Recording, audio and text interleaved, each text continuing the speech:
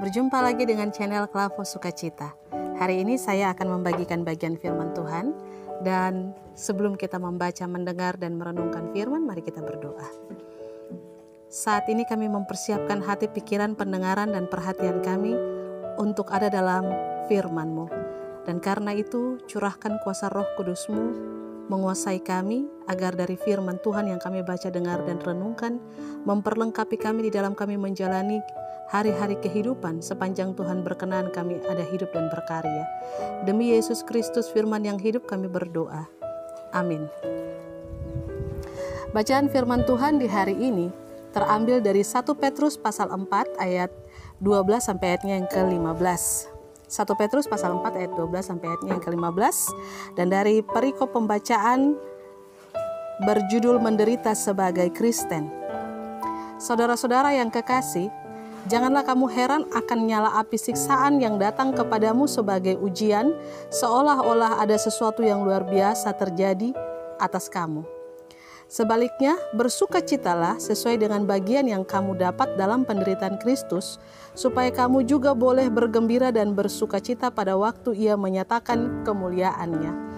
Berbahagialah kamu jika kamu dinista karena nama Kristus, sebab roh kemuliaan, yaitu roh Allah, ada padamu. Janganlah ada di antara kamu yang harus menderita sebagai pembunuh atau pencuri atau penjahat atau pengacau. Demikian firman Tuhan.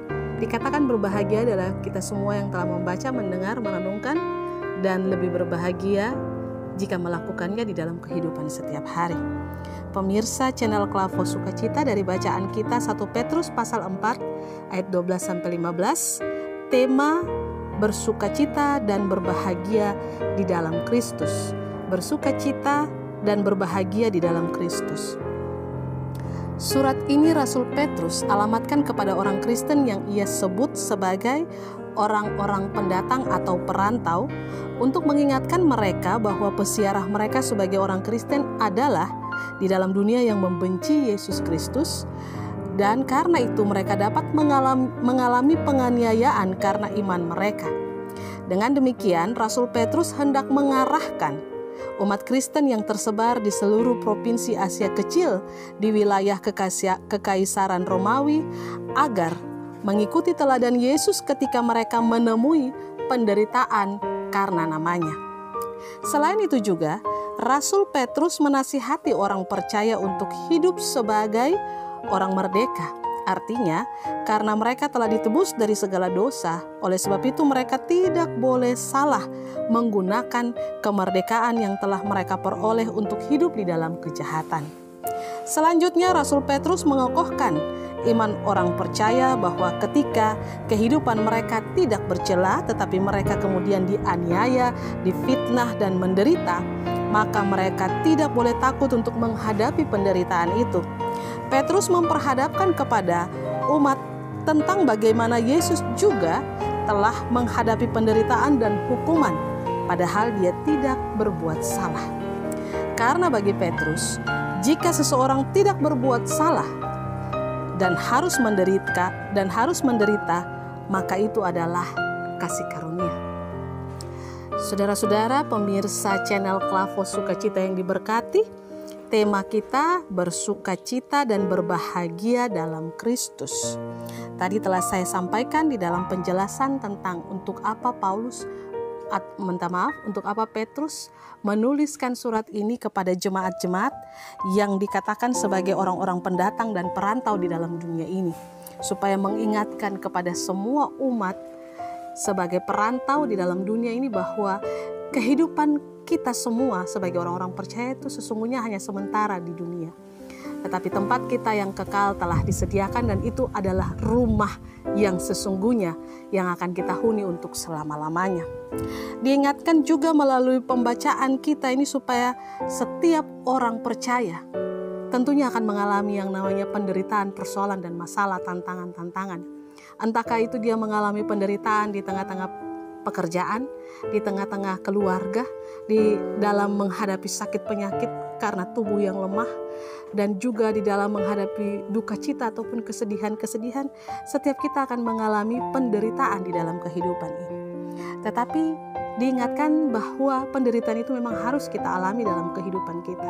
Apalagi sebagai orang percaya, kita akan mengalami penderitaan ketika kita ditindas karena iman percaya kita dianiaya karena iman percaya kita, atau tidak disukai dan dimusuhi oleh karena mungkin kita minoritas di dalam kehidupan kita, sehingga ada perlakuan-perlakuan tidak adil di dalam kehidupan kita.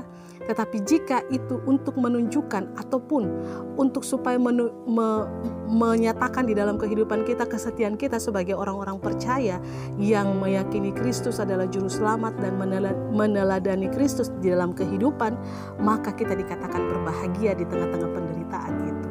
Oleh sebab itu, saudara-saudara yang diberkati oleh Tuhan, penderitaan yang seharusnya kita alami dalam kehidupan kita dikatakan oleh Rasul Petrus memang harus kita alami dan temui. Tetapi jika kita terus mengandalkan Tuhan di dalam kehidupan kita, maka kita akan disebut sebagai orang-orang yang berbahagia.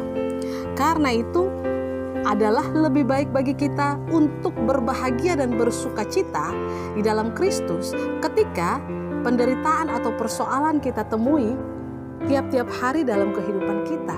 Entahkah ketika kita menemui kesukaran itu karena kita harus terus mempertahankan iman percaya kita. Pemirsa channel Klavo Sukacita yang diberkati Tuhan, di dalam kehidupan kita jika tantangan, persoalan dan masalah Tuhan izinkan kita temui, maka kita bersukacita dan berbahagia. Sebab dengan demikian Tuhan membentuk iman percaya kita.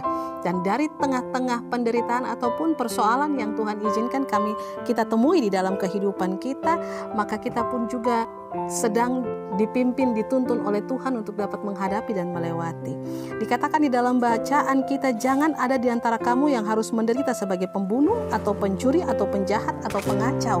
Nah, ini menjadi sebuah peringatan yang dituliskan oleh Rasul Petrus kepada jemaat yang tersebar di perantauan dan juga kita di hari ini. Janganlah kita bermegah atau bersuka cita karena kebodohan kita, atau karena kelalaian kita, atau karena dosa kita.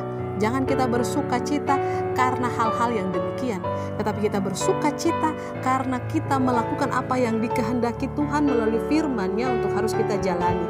Dan kalau kita menemui kesukaran atau penderitaan karena nama Tuhan Yesus Kristus, disitulah letak kebahagiaan atau sukacita yang kita alami, dan dengan demikian akan memampukan kita di tengah-tengah seluruh perjalanan kehidupan kita melaksanakan ataupun melakukan apa yang menjadi perintah Tuhan dalam perjalanan hari-hari kehidupan kita.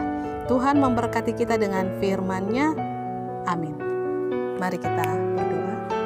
Terima kasih Tuhan Yesus Kristus untuk firman-Mu di hari ini mengingatkan kepada kami supaya kami tidak bersuka cita sebagai orang-orang yang melakukan dosa atau menganiaya atau mengacau atau melakukan hal-hal yang tidak berguna di dalam kehidupan kami.